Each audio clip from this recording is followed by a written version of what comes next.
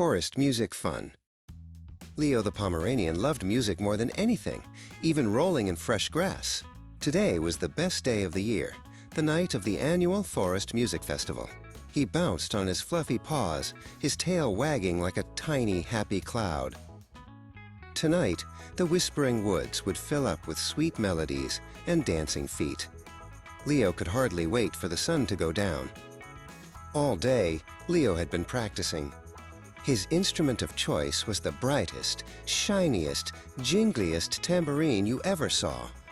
Shake-a-shake, ring-a-ling. He tapped it softly with his paw, pretending the floor was the grand stage. He imagined the moon shining down and all his forest friends cheering for his amazing rhythm. Leo checked the window. The sky was turning soft orange and pink. Soon it would be time. He had spent weeks polishing his fur until it glowed like a warm sunset. He wanted to look his absolute best for the big event. The music festival was where everyone forgot their worries and just moved to the beat. Leo picked up his tambourine. It felt cool and smooth in his mouth as he carried it carefully.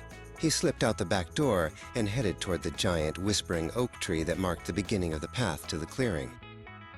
He could already hear faint, lovely sounds drifting through the trees.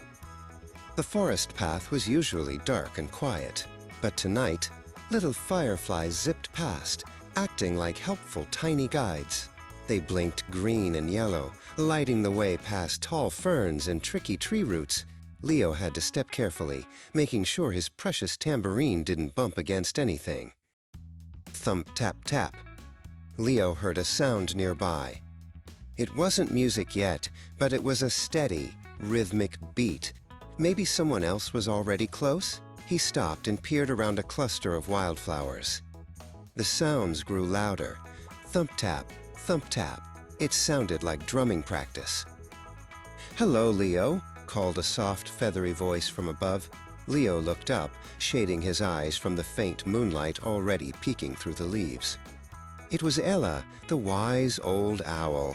Ella was usually the festival's official conductor, keeping all the instruments in time. Ella blinked slowly. "Are you ready to bring the sparkle to the rhythm, little friend?" "The bass drums are already warming up," she hooted, spreading one wing towards the deeper woods. "Follow me. The clearing is just ahead, and the lanterns are all lit."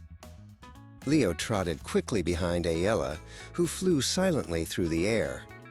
Ella moved like velvet. Leo moved like a cheerful, fluffy snowball rolling downhill. As they got closer, the air changed. It smelled like pine needles and sweet dew, mixed with the wonderful scent of warm magic. Suddenly, the path opened up. Leo gasped. The clearing was dazzling. Hundreds of glowing lanterns hung from every branch, swaying gently like giant, colorful tears. They were orange, purple, green, and blue, casting a warm, lovely light everywhere. The instruments were set up in the center. There were giant mushroom drums, fiddles made of sturdy reeds, and shiny copper bells hanging ready to chime. The stage was a massive, flat tree stump covered in soft moss for comfort. The other musicians were busy arranging their spots. Barnaby the bear was tuning his giant cello. Fiona the fox was testing her flute. They all waved happily when they saw Leo arrive, holding his indispensable tambourine. Ella landed softly on the conductor's stump. "Welcome, musicians. Welcome, dancers. Let the Forest Music Festival begin," she announced, her voice echoing perfectly in the quiet clearing. A hush fell over the gathering crowd of animals. Leo took his place next to Fiona the fox. He placed his tambourine securely between his paws, ready for Ella's cue. He looked out at the audience, which included rabbits, deer, badgers, and even a family of sleepy hedgehogs waiting patiently. Barnaby nodded, and Ella gave a slight dip of her head. The first notes began, a slow, deep rumble from Barnaby's cello. It sounded like the earth waking up, gentle and strong. Leo tapped his foot, waiting for his moment to shine. The melody lifted, becoming light and airy as Fiona's flute joined in. Pooey, pooey. It sounded like the wind skipping through the treetops. Now it was time for the bright, joyful sound. Ayala looked directly at Leo. Leo shook his tambourine. Jingle, jangle. Ring-a-ling. The metallic sounds added a burst of sunshine to the deep, woodsy tones. Leo shook and tapped, his fluffy head bobbing perfectly with the beat. It felt like his paws were flying. The music was infectious. It moved from a soft tune to a fast, irresistible rhythm. The lanterns seemed to glow even brighter, reflecting the happiness of the sound. Leo played harder, making sure the rhythm stayed strong and steady. Suddenly, a blur of brown fur leaped onto the dance floor. It was Pipkin the squirrel.